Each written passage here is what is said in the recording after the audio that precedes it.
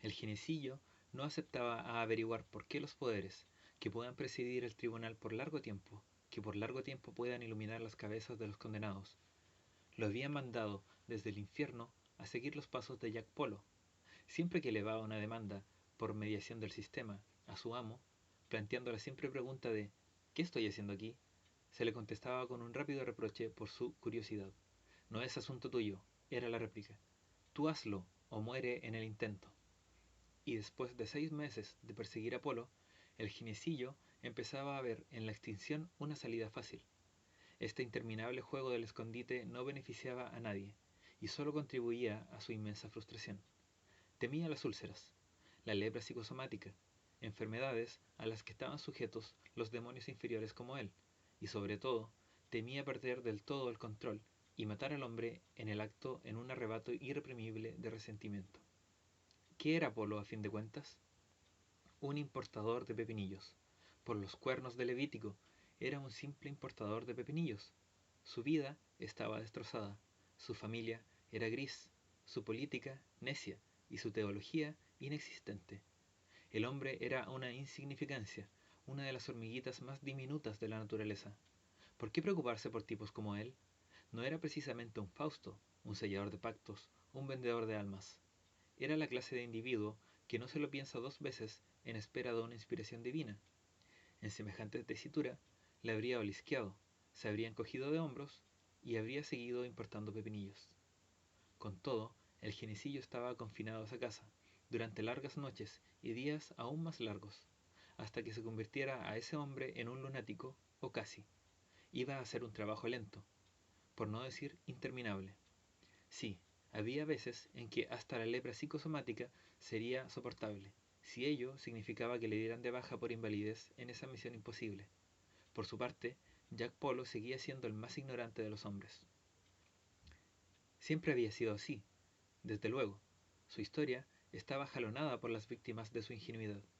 Cuando su última y llorada esposa lo había engañado, él había estado por lo menos en 2 de las ocasiones mirando la televisión, fue el último en descubrirlo. Con la de pistas que le habían dejado, un hombre ciego, sordo y mudo se habría olido algo. Jack no. Se ocupaba de su triste negocio, y no advirtió jamás el fuerte olor de la colonia del adúltero, ni la regularidad anormal con que su mujer cambiaba la ropa de cama. No estuvo menos desinteresado por los acontecimientos cuando su hija menor, Amanda, le confesó que era lesbiana. Su respuesta fue un suspiro y una mirada de desconcierto. Bueno, mientras no te quedes embarazada, chata, le dijo, y salió a pasear por el jardín alegre como siempre. ¿Qué podía hacer una furia con un hombre así? Para una criatura enseñada a hurgar con los dedos en las heridas de la psiquis humana, Polo ofrecía una superficie tan glacial, tan profundamente lisa, como para negarle cualquier influencia a la maldad. Los acontecimientos no parecían hacer mella en su absoluta indiferencia. Los desastres de su vida no parecían conturbar su espíritu. Cuando se enfrentó finalmente a la infidelidad de su esposa, se los encontró haciendo el amor en el cuarto de baño. No llegó a sentirse herido o humillado.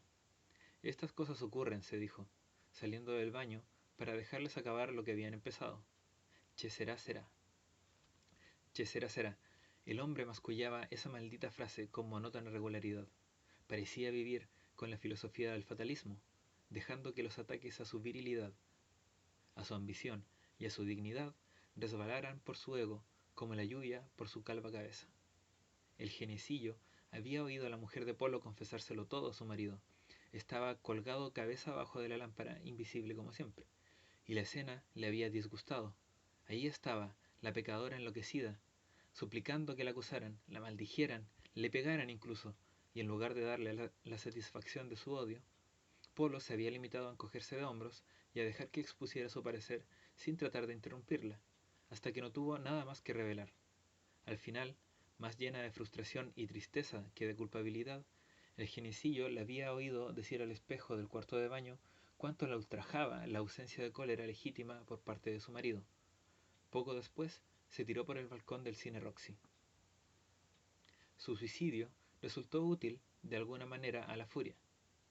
Con la mujer desaparecida y las hijas lejos de casa, podía planear trucos más refinados para acobardar a su víctima, sin tener que preocuparse por si aparecía o no a seres que los poderes no habían designado como blancos. Pero la ausencia de la esposa dejó la casa vacía durante el día, y esto se convirtió de pronto en una losa de aburrimiento que al Genecillo le costaba soportar. El tiempo transcurrido de 9 a 5, solo en casa, parecía hacérsele interminable. Tenía ideas negras y erraba meditando venganzas complejas e imposibles contra Polo, yendo y viniendo por las habitaciones, con el corazón enfermo, acompañado solo por los tic-tacs y zumbidos de la casa al enfriarse los radiadores o conectarse y desconectarse sola la nevera. La situación se hizo pronto tan desesperada que la llegada del correo de mediodía se convirtió en el punto culminante del día, y una insuperable melancolía se apoderaba de él si el cartero no tenía nada que dejar y pasaba de largo hacia la casa siguiente. Cuando Jack regresaba, empezaban en serio los juegos, la rutina habitual de calentamiento. Se encontraba con Polo en la puerta y no dejaba que su llave girara en la cerradura. La competición duraba 1 minuto o 2, hasta que Jack descubría accidentalmente la medida de la resistencia del Genecillo y triunfaba momentáneamente. Una vez dentro, hacía oscilar las lámparas. El hombre ignoraba, por lo general, esa demostración, por violento que fuera el movimiento. A lo mejor se encogía de hombros y murmuraba para su coleto: hundimiento. Y luego, inevitablemente, che será será. En el baño, el Genecillo había esparcido pasta de dientes alrededor de la taza y atascado la alcachofa de la ducha con papel higiénico empapado. Compartía incluso la ducha con Jack, colgando invisible de la barra que sostenía la cortina y murmurando a su oído sugerencias obscenas. Esto siempre tenía éxito, se le decía a los demonios en la academia. La rutina de las obscenidades al oído siempre angustiaba a los clientes, haciéndoles creer que ellos eran quienes imaginaban esos actos perniciosos y llevándolos a asquearse de sí mismos, luego a rechazarse y finalmente a la locura. Naturalmente, en algunos casos, las víctimas se enardecían tanto ante estas sugerencias murmuradas que salían a la calle y actuaban en ella. En estas circunstancias, la víctima era a menudo arrestada y encarcelada. La prisión conducía a nuevos crímenes y a una lenta disminución de las reservas morales, y de esta forma se conseguía la victoria. De una manera u otra, acababa por aparecer la locura. Salvo que, por alguna razón, esta regla no era aplicable a Polo, era imperturbable, un bastión de la decencia. Desde luego, tal como iban las cosas, el Genecillo sería el primero en arrojar la toalla. Estaba cansado, cansadísimo. Fueron interminables días de torturar al gato, leer las tiras cómicas en el periódico de ayer, mirar los acontecimientos deportivos. Agotaban a la furia. Últimamente había alimentado una pasión por la mujer que vivía enfrente de Polo. Era una viuda joven y parecía ocupar la mayor parte de su vida paseando completamente desnuda por la casa. A veces le resultaba casi insoportable, en medio de un día en el que el cartero no llamaba, observar a la mujer, sabiendo que nunca podría cruzar el umbral de la casa de Polo. Eso decía la ley: el Genecillo era un demonio menor, y su radio de influencia anímica estaba estrictamente confinado al perímetro de la casa de la víctima. Salir de ahí sería cederle todos los poderes a la víctima, ponerse a merced de la humanidad. Todo el mes de junio, de julio y la mayor parte de agosto sudó en su prisión, y a lo largo de esos meses brillantes y calientes, Jack Polo mantuvo una absoluta indiferencia con respecto a sus ataques. Era completamente vergonzoso, y estaba destrozando gradualmente la confianza del demonio en sí mismo, al ver que su blanda víctima sobrevivía a cualquier tentativa o truco que intentara contra él. El Genecillo lloró, el Genecillo gritó. En un acceso de cólera insoportable, hizo hervir el agua de la pecera, escalfando a los guppies. Polo no oyó nada, ni vio nada. Finalmente, a finales de septiembre, el demonio rompió una de las primeras reglas de su condición y apeló directamente a sus amos. Otoño es la estación del infierno, y los demonios de las esferas superiores se sentían benignos. Condescendieron a hablar con su criatura. ¿Qué quieres?, preguntó Belcebú, y su voz oscureció el aire del salón. Empezó a decir el Genecillo nerviosamente. ¿Sí? Polo. ¿Sí? No tengo recursos contra él. No puedo inducirle al pánico, no puedo provocarle miedo, ni siquiera una leve inquietud. Soy estéril, señor de las moscas, y deseo que me saquen de mi miseria. La cara de Belcebú se dibujó un momento en el espejo que había encima de la repisa de la chimenea. ¿Qué quieres qué? Belcebú era mitad elefante, mitad mosca. El ginecillo estaba aterrorizado. Yo me quiero morir. No puedes morir. En este mundo, solo morirme en este mundo, desaparecer, ser sustituido. No morirás. Pero no puedo vencerlo, chilló el ginecillo lloroso. Es tu obligación. ¿Por qué? Porque te lo ordenamos. Belcebú siempre usaba el nosotros majestático, aunque no tenía derecho a hacerlo.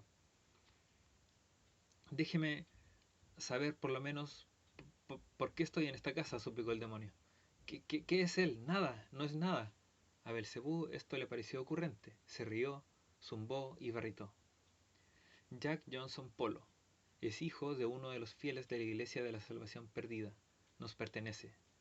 Pero, ¿por qué lo iba a querer? Es tan torpe. Lo queremos porque su alma nos está prometida y su madre no la entregó. O se dejó convencer. Ella nos engañó, murió en brazos de un sacerdote y fue escoltada sin peligro hasta el... La palabra siguiente era un anatema. El señor de las moscas le costaba trabajo pronunciarla. Cielo, dijo, con una debilitación infinita de su voz. Cielo, dijo el ginecillo, sin saber bien qué se entendía por esa palabra. Hay que perseguir a Apolo en nombre del diablo y castigarlo por los crímenes de su madre. Ningún tormento es demasiado duro para una familia que nos ha engañado. Estoy cansado, confesó el ginecillo, atreviéndose a acercarse al espejo. Por favor, se lo suplico. Persigue a ese hombre, dijo Belcebú, o sufrirás en su lugar. La figura del espejo agitó su tronco negro y amarillo y desvaneció. ¿Dónde está tu orgullo? Dijo la voz de su amo mientras se perdía en la distancia.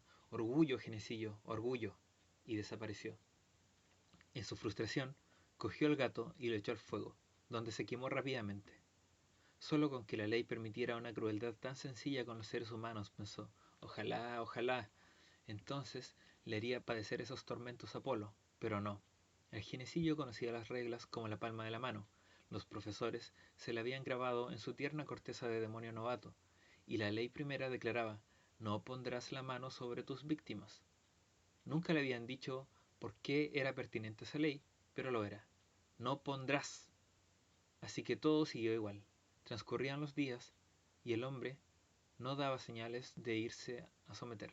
A lo largo de las semanas siguientes, el ginecillo mató 2 gatos más que Polo trajo a casa para sustituir a su querido Freddy, ahora reducido a cenizas. La primera de estas víctimas fue ahogada en la taza del inodoro un aburrido viernes por la tarde. Fue una pequeña satisfacción ver cómo la cara de Polo se teñía de desagrado al desabrocharse la bragueta y mirar hacia abajo. Pero el placer que obtuvo el ginecillo con el desconcierto de Jack fue anulado por la forma alegre y eficaz con que el hombre trató al gato muerto, levantando el montón de piel empapada de la cazoleta, envolviéndolo en una toalla y enterrándolo en el jardín trasero sin una queja. El tercer gato que trajo Polo a casa fue consciente de la presencia invisible del demonio desde el principio. Fue sin duda una semana divertida, a mediados de noviembre, en que la vida casi se volvió interesante para el ginecillo, mientras jugó al gato y el ratón con Freddy III. Freddy hacía de ratón. No siendo los gatos animales especialmente brillantes, el juego apenas suponía un gran desafío intelectual.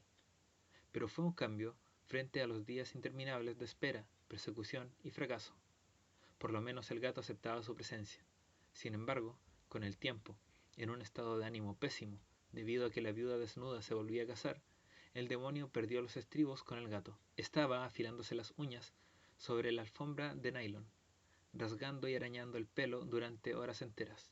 El ruido le daba de entera metafísica al demonio. Miró al gato una vez, brevemente, y éste salió volando como si se hubiera tragado una granada activada. El efecto fue espectacular, los resultados sensacionales: sesos de gato, pelo de gato, tripas de gato por todas partes. Esa tarde, Polo llegó exhausto a casa y se quedó en la puerta del comedor, con cara de mareo al observar la carnicería que había sido Freddy III. Malditos perros, dijo. Malditos, malditos perros. Había enfadado su voz. Sí, exultaba el ginecillo. Enfado. El hombre estaba trastornado. Había claras pruebas de emoción en su rostro. Regocijado, El demonio atravesó la casa corriendo, decidido a sacar partido de su victoria. Abrió y cerró todas las puertas, rompió jarrones, hizo oscilar las pantallas. Polo se limitó a recoger el gato. El geniecillo se lanzó escaleras abajo, destrozó una almohada, representó el papel de una cosa con cojera y hambre carne humana, y se rió tontamente.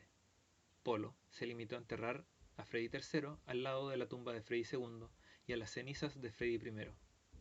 Luego se metió en la cama sin su almohada. El demonio se quedó totalmente perplejo. Si ese hombre no podía mostrar más que una chispa de pesadumbre cuando su gato explotaba en el comedor, ¿qué posibilidades tenía de derrotar algún día a ese bastardo? Aún quedaba una última oportunidad. Se acercaba la Navidad y las hijas de Jack vendrían a casa, a la intimidad de la familia.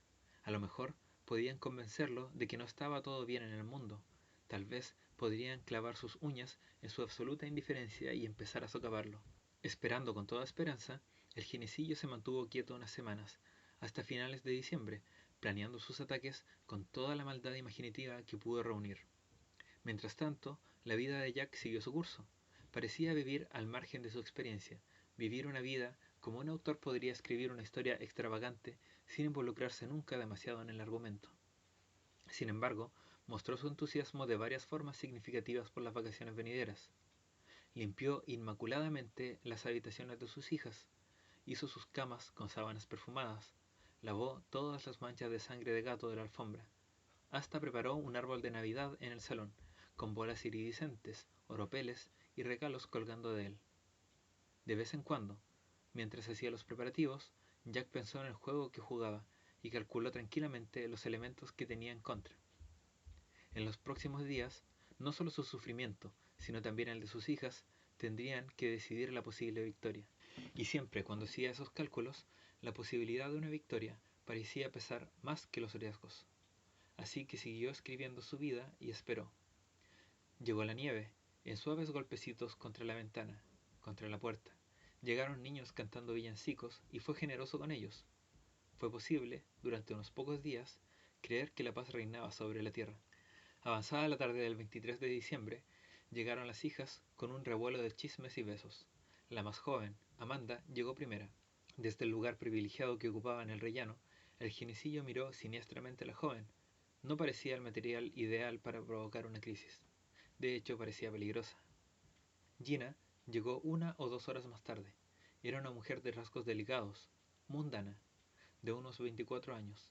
Parecía tan intimidatoria en todo como su hermana. Ambas trajeron a la casa su animación y sus risas. Volvieron a disponer de los muebles, metieron las sobras de la comida en el congelador. Se dijeron cada una y a su padre lo mucho que habían echado de falta a su mutua compañía. En unas pocas horas, la casa gris se volvió a pintar de luz, alegría y amor. El ginecillo se enfermó. Gimoteando, se escondió en la habitación para no oír la efusión del cariño, pero sus ondas expansivas lo envolvieron. Todo lo que pudo hacer fue sentarse, escuchar y perfeccionar su venganza. Ya que estaba contento de tener a sus bellezas en casa. Amanda, tan llena de opiniones y tan fuerte como su madre. Gina, más parecida a la madre de él, equilibrada y sensible. Se sentía tan feliz con su presencia que podría haber echado a llorar. Y ahí estaba él, el padre orgulloso, exponiendo a ambas a tantos riesgos. Pero, ¿qué alternativa le quedaba? Habría resultado muy sospechoso que suprimiera los festejos de Navidad. Podría incluso haber echado por tierra toda su estrategia, haciendo sospechar al enemigo qué trampa le tendía. No, debía mantenerse en sus 13, hacerse el mudo como el enemigo había acabado de esperar de él. Ya llegaría el momento de actuar. A las 3:15 de la madrugada del día de Navidad, el ginecillo inició las hostilidades tirando a Amanda de la cama. Una actuación ínfima en el mejor de los casos, pero tuvo el efecto deseado. Adormecida, se frotó la magullada cabeza y se subió otra vez a la cama, solo para que ésta se corcoviara, agitara y la derribara otra vez, como un potro indomado. El ruido despertó al resto de la casa. Gina fue la primera en llegar al cuarto de su hermana. ¿Qué pasa? Hay alguien debajo de mi cama. ¿Qué? Gina cogió un pisapapeles del tocador y le gritó al asaltante que saliera. El ginecillo, invisible, Estaba sentado en el asiento junto a la ventana y hacía gestos obscenos a las mujeres, retorciéndose los genitales. Gina se asomó debajo de la cama. El demonio estaba agarrado ahora a la lámpara, haciéndola oscilar adelante y atrás, para que la habitación diera vueltas. Aquí no hay nada. Sí, Amanda lo sabía, claro que lo sabía. Hay algo, Gina, dijo. Hay algo en la habitación, con nosotras, estoy segura. No, Gina fue tajante. Está vacía. Amanda estaba buscando detrás del ropero cuando entró Polo. ¿Qué es todo este jaleo? Hay alguien en casa, papá. Me tiraron de la cama. Jack miró las sábanas arrugadas, el colchón fuera de su sitio, y luego a Amanda. Esta es la primera prueba. Tenía que mentir con toda la naturalidad de que fuera capaz. Parece que has tenido pesadillas, guapa, dijo, afectando una sonrisa inocente. Había algo debajo de la cama, insistió Amanda. Aquí no hay nadie ahora. Pero lo noté. Bueno, inspeccionaré el resto de la casa, propuso, sin entusiasmo por la tarea. Vosotras dos, quedaos aquí, por si acaso. En cuanto Polo salió de la habitación, el genecillo agitó un poco más la luz. Esto se hunde, dijo Gina. Hacía frío en el piso de abajo, y Polo se había abstenido de andar en puntillas y descalzo sobre las baldosas de la cocina, pero estaba relativamente satisfecho de que la guerra hubiera empezado de una manera tan inocente. Temía que el enemigo se volviera salvaje con víctimas tan tiernas a mano, pero no. Había juzgado el espíritu de esa criatura con bastante precisión. Era de las órdenes menores. Poderoso, pero lento. Se le podía sacar de sus casillas. Procede cuidadosamente, se dijo. Procede cuidadosamente. Se paseó por toda la casa, abriendo pacientemente aparadores y mirando detrás de los muebles. Luego volvió con sus hijas, que estaban sentadas arriba de las escaleras. Amanda parecía pequeña y pálida, no la mujer de 22 años que era, sino de nuevo una niña. No pasa nada, les dijo con una sonrisa. Es la mañana de Navidad y en toda la casa Gina acabó la estrofa. Nada se mueve, ni siquiera un ratón. Ni siquiera un ratón, cariño. En ese momento el genecillo hizo que su cola tirara un jarrón de la repisa al salón. Incluso Jack se sobresaltó. ¡Mierda!, dijo. Necesitaba dormir, pero estaba claro que el demonio no tenía intención de dejarlos en paz justamente ahora. Che, será, murmuró, recogiendo los pedazos del jarrón chino y envolviéndolos en un trozo de periódico. Por cierto que la casa se hunde un poco del lado izquierdo, dijo elevando la voz. Lo ha hecho durante años. Un hundimiento, dijo Amanda, con una serena tranquilidad. No me tiraría de la cama. Gina no dijo nada. Las opciones eran limitadas, las alternativas poco atrayentes. Bueno, a lo mejor fue Santa Claus, dijo Polo, ensayando la frivolidad. Empaquetó los pedazos del jarrón y se dirigió a la cocina, seguro de que lo seguían paso a paso. ¿Qué otra cosa puede ser? Hizo la pregunta por encima del hombro al tirar el periódico a la basura. La única explicación que resta, y por poco se regocija al rozar tan de cerca la verdad, la única explicación que resta es demasiado absurda para expresarla. Fue una ironía exquisita negar la existencia del mundo invisible, con el conocimiento pleno de que ahora mismo estaba resoplando vengativamente detrás de su cuello. ¿Quieres decir duendes?, dijo Gina. Me refiero a cualquier cosa que dé trastazos de noche. Pero somos gente mayorcita, ¿verdad? No creemos en el coco. No, dijo Gina categóricamente. Yo no, pero tampoco creo que la casa se esté hundiendo. Bueno, tendríamos que aceptarlo de momento, dijo Jack con una determinación negligente. La Navidad empieza ahora, y no vamos a estropearla hablando de duendes, ¿verdad? Se rieron juntos. Duendes. Eso fue un duro golpe, llamar duende a un enviado del infierno. El genecillo, debilitado por la frustración, con lágrimas ácidas que hervían en sus mejillas intangibles, hizo rechinar los dientes y se cayó. Aún quedaba tiempo para borrar esa sonrisa atea de la cara suave y gorda de Jack. Tiempo de sobras. Ningún paño caliente de ahora en adelante, ninguna sutileza. Sería un ataque a fondo, que haya sangre, que haya sufrimiento.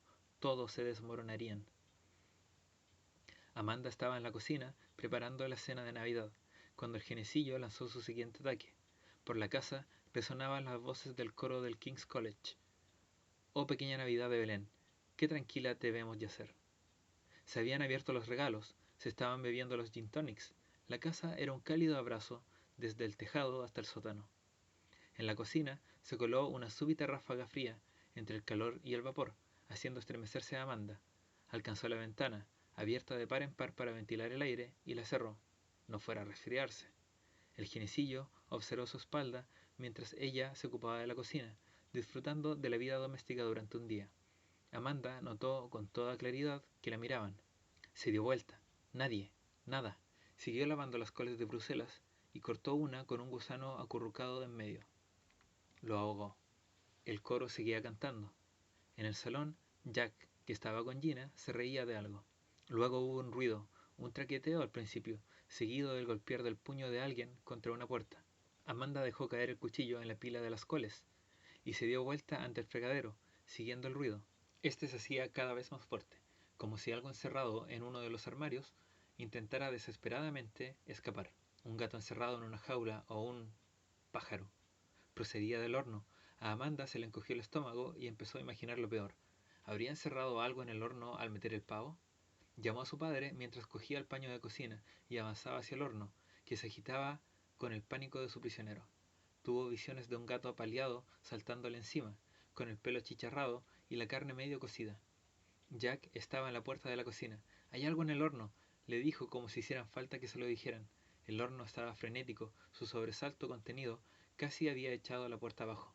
Le quitó el paño de cocina. «Este es un nuevo truco», pensó. «Eres mejor de lo que creía. Esto es astuto, es original». Gina ya estaba en la cocina. «¿Qué se está cociendo?», preguntó irónicamente, pero el chiste se echó a perder cuando la cocina empezó a bailar y las cacerolas con agua hirviendo se cayeron bruscamente de los quemadores al suelo. El agua abrazó la pierna de Jack. Este gritó y retrocedió tropezándose con Gina, antes de abalanzarse contra la cocina con un chillido que no habría asustado a un samurái. El mango del horno estaba resbaladizo por el calor y la grasa, pero lo agarró y abrió la puerta. Del interior salió una ola de vapor y de calor abrasadora. Olía a carne de pavo suculenta, pero el pájaro que estaba dentro no tenía aparentemente ninguna intención de que se lo comieran. Se arrojaba de lado a lado de la bandeja del asador, lanzando gotas de salsa en todas direcciones. Sus alas marrones y churruscadas se agitaban lamentablemente, sus patas repiqueteaban contra el techo del horno. Entonces pareció advertir que la puerta estaba abierta.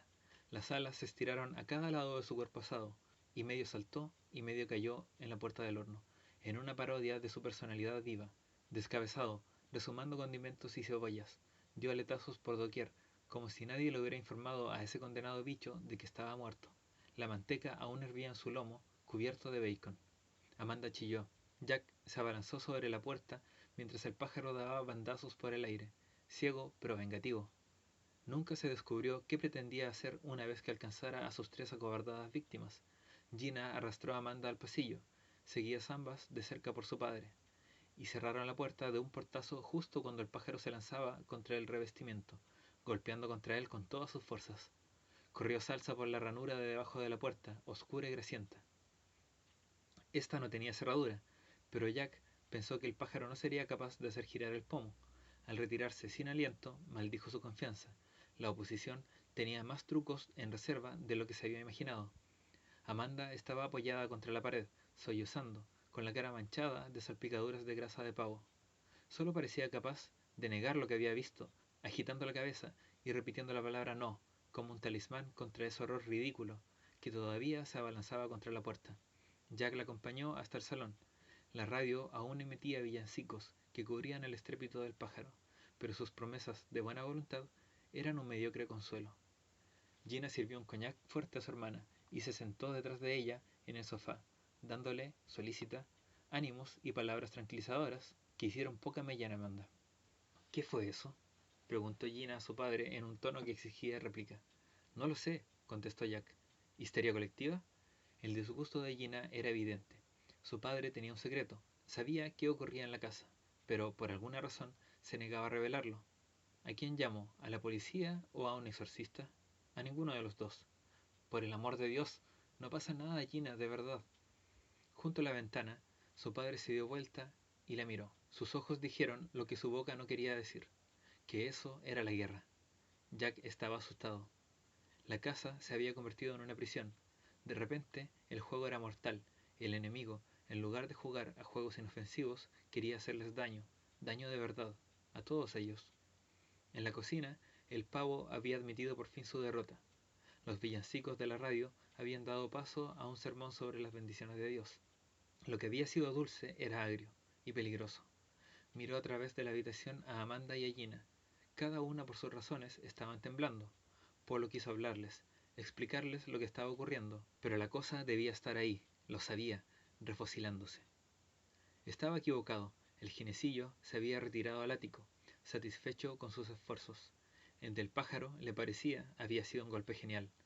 Ahora podía descansar un rato, recuperarse, dejar que poco a poco los nervios del enemigo flaquearan. Entonces, en el momento apropiado, asestaría el golpe de gracia. Pensó, distraídamente, si alguno de los inspectores habría observado su obra con el pavo. A lo mejor estaban lo bastante impresionados por su originalidad como para mejorar sus perspectivas de trabajo. Seguro que no había pasado todos esos años de entrenamiento para perseguir a imbéciles medio lerdos como Polo. Debía haber algo más estimulante que eso. Sentía la victoria y era una sensación agradable. La persecución de Polo todavía se precipitaría.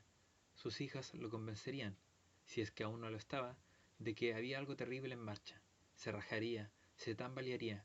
A lo mejor se volvía loco a la manera clásica, mesándose los cabellos, rasgándose las vestiduras, untándose con sus propios excrementos. Sí, la victoria se acercaba, y no tendrían sus amos atenciones con él, no lo recompensarían con alabanzas y poder.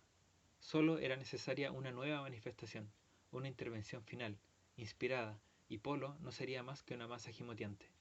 Cansado, pero confiado, el ginecillo bajó al salón. Amanda estaba tumbada cuán larga era sobre el sofá, dormida, obviamente. Estaba soñando con el pavo. Sus ojos se movían bajo los finos párpados. El labio inferior le temblaba. Gina se había sentado detrás de la radio, que ahora estaba apagada. Tenía un libro abierto en el regazo, pero no lo estaba leyendo. El importador de pepinillos no estaba en la habitación. ¿No era esa de la escalera su huella? Sí, la estaba subiendo para aliviar su intestino lleno de coñac. Una sincronización perfecta. El ginecillo cruzó la habitación. Mientras dormía, Amanda soñó que algo oscuro revoloteaba delante de su vista, algo maligno, algo que le sabía amargo en la boca. Gina levantó la mirada del libro. Las bolas plateadas del árbol se mecían suavemente, no solo las bolas, el oropel y las ramas también. De hecho, todo el árbol se agitaba como si alguien se hubiera apoderado de él. A Gina le dio muy mala espina, se levantó, el libro se cayó al suelo. El árbol empezó a girar. ¡Cristo!, dijo. ¡Jesucristo! Amanda seguía durmiendo. El árbol ganaba velocidad. Gina anduvo todo lo silenciosamente que pudo en dirección al sofá y trató de despertar a su hermana, agitándola. Amanda, encerrada en sus sueños, se resistió un momento. ¡Padre!, dijo Gina. Su voz era fuerte y llegó hasta el vestíbulo. También despertó a Amanda. Polo oyó un ruido como de perro quejándose en el piso de abajo. No, como dos perros quejándose. Al bajar corriendo las escaleras, el dúo se convirtió en trío. Irrumpió en el salón, esperando encontrar a todas las huestes infernales con cabeza de perro bailando sobre sus bellezas. Pero no, era el árbol de Navidad el que gemía.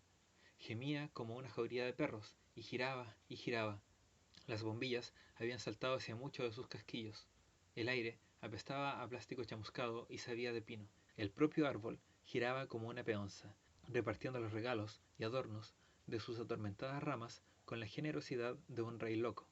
Jack apartó la vista del espectáculo del árbol y encontró a Gina y Amanda, en cuclillas, aterrorizadas, detrás del sofá.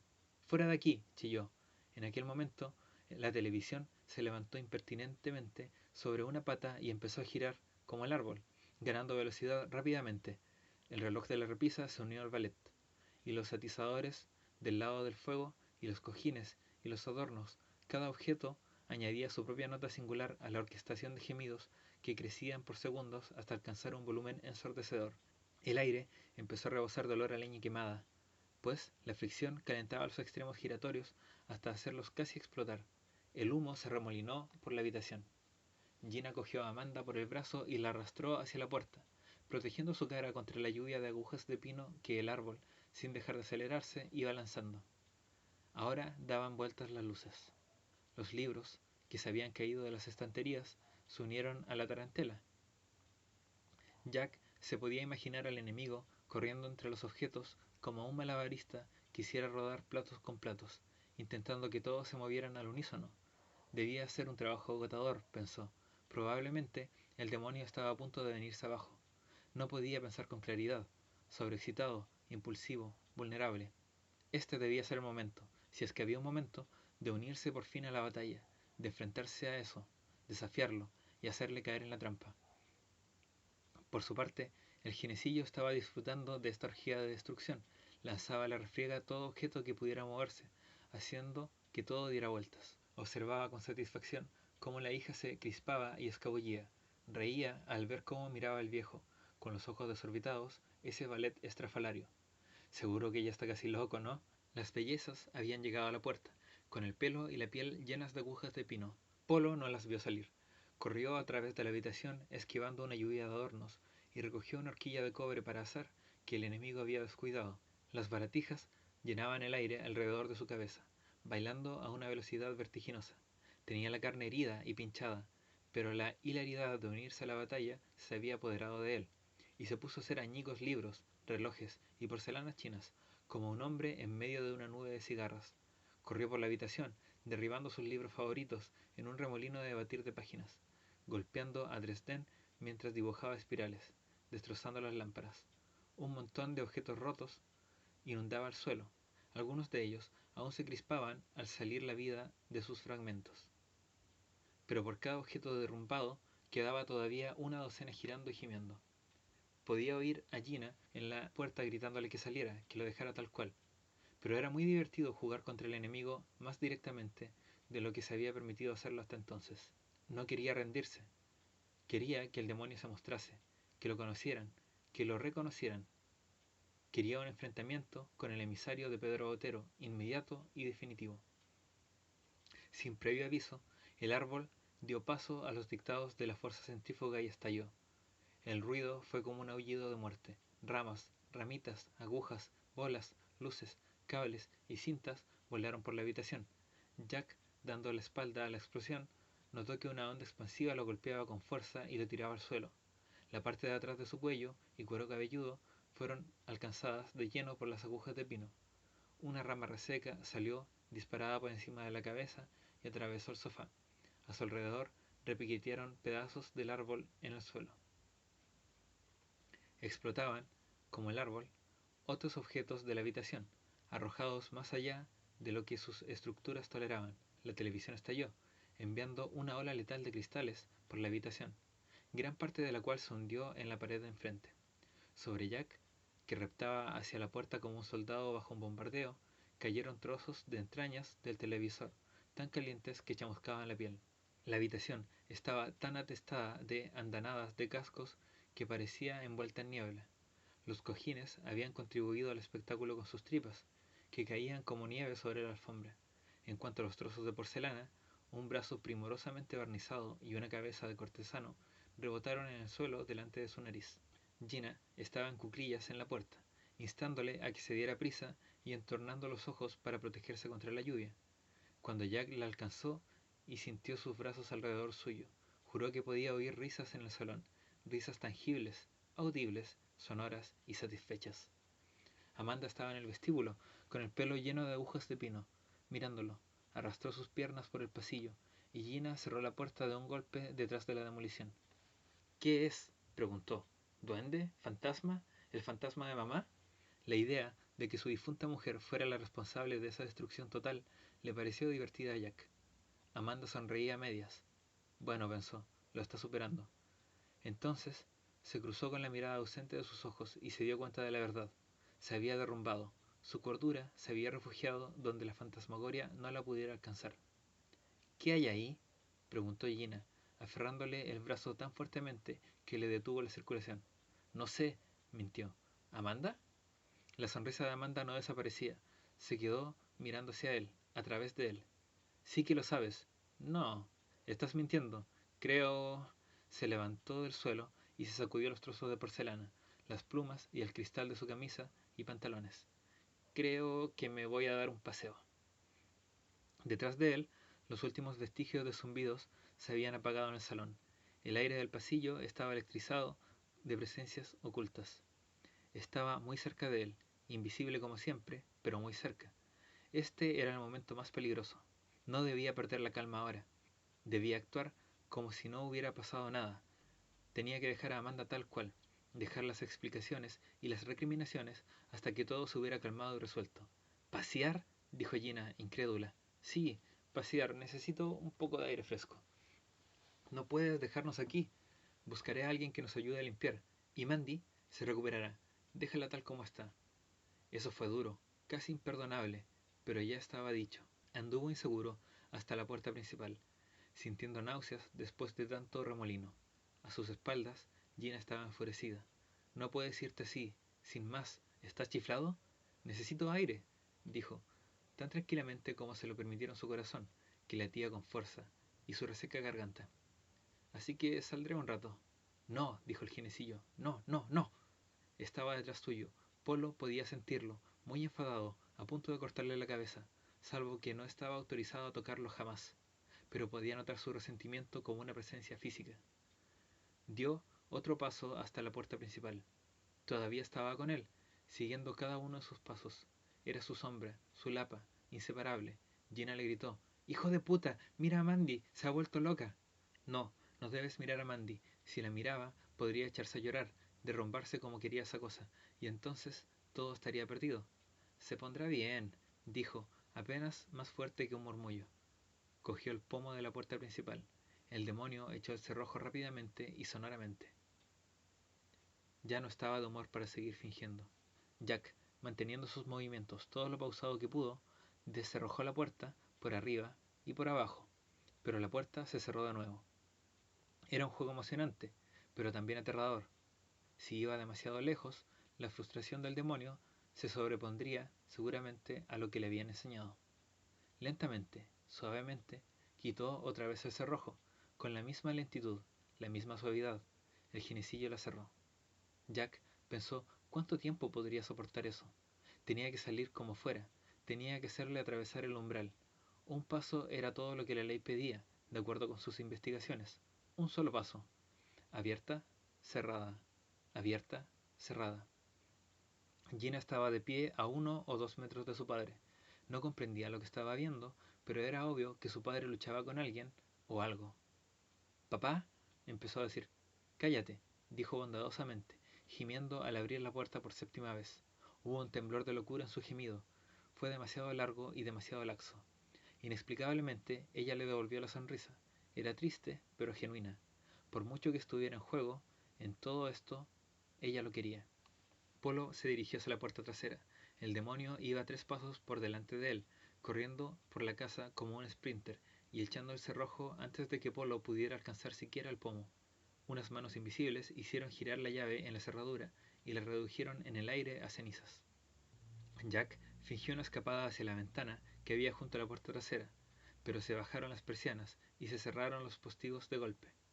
El jinecillo, demasiado preocupado por la ventana como para vigilar a Jack de cerca, no advirtió que éste volvía sobre sus pasos por la casa.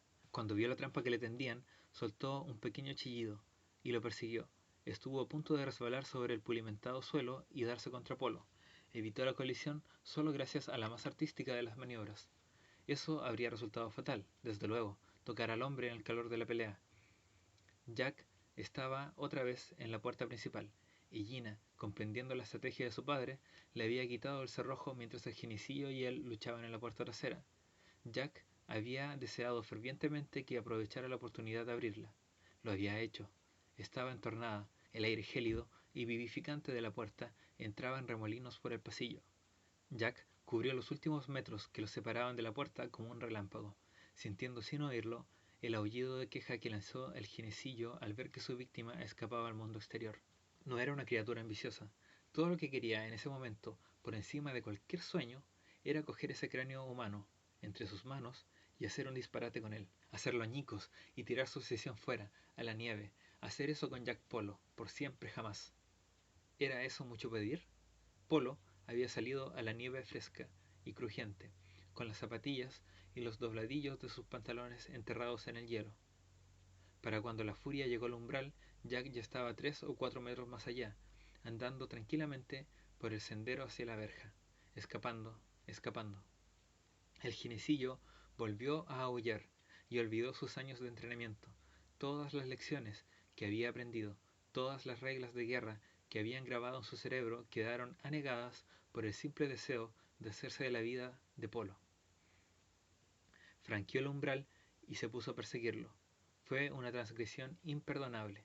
En alguna parte del infierno, los poderes, que por largo tiempo puedan presidir el tribunal, que por largo tiempo puedan iluminar las cabezas de los condenados, sintieron el pecado y supieron que la batalla por el alma de Polo estaba perdida.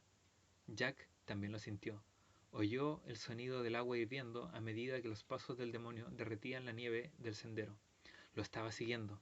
La cosa había transgredido la primera condición de su existencia. Había perdido sus prerrogativas.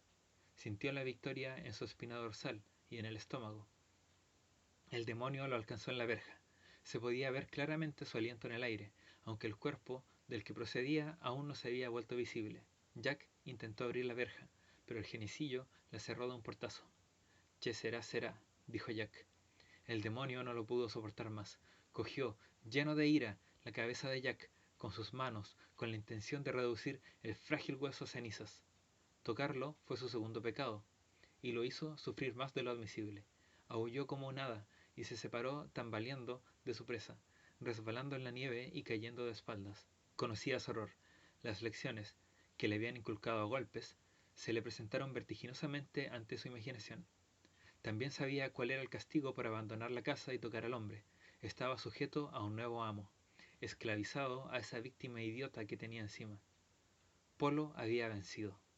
Se reía, observando la manera en que se formaba la figura del demonio sobre la nieve del sendero, como una fotografía que se revelara en una hoja de papel.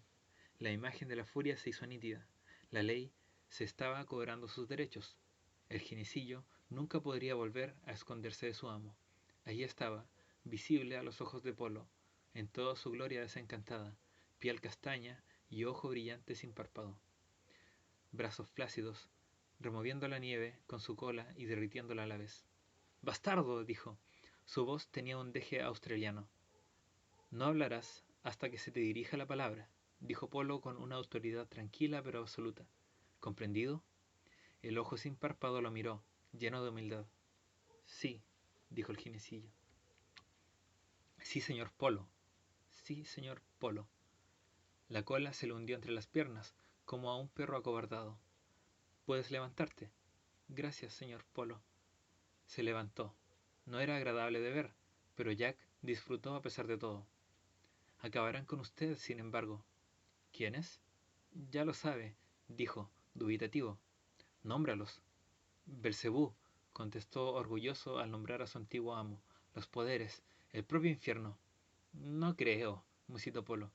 «No contigo sometido a mí como prueba de mis habilidades. ¿No soy el mejor de todos?».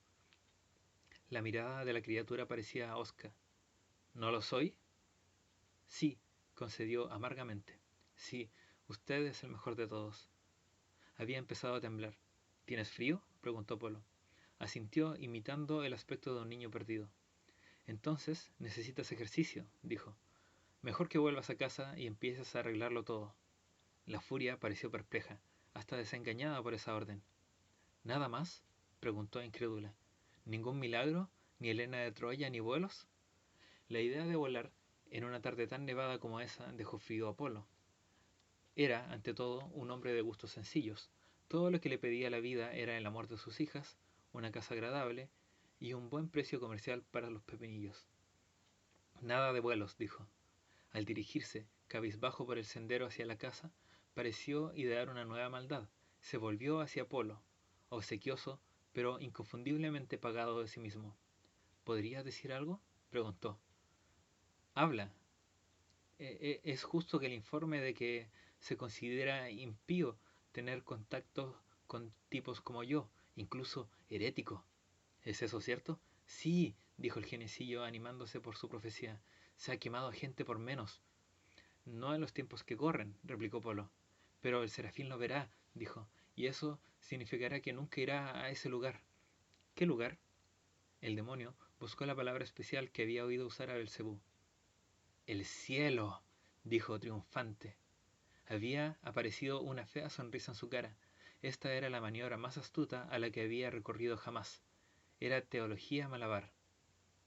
Jack asintió despacio, poniéndose el índice en el labio inferior.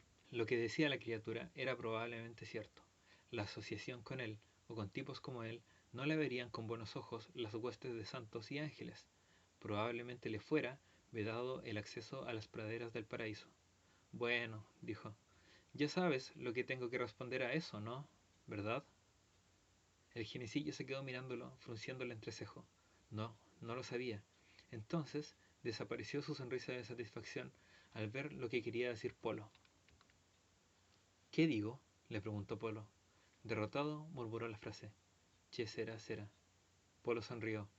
Todavía te queda una oportunidad, dijo, y lo llevó camino del umbral, cerrando la puerta con algo muy parecido a la serenidad en su rostro.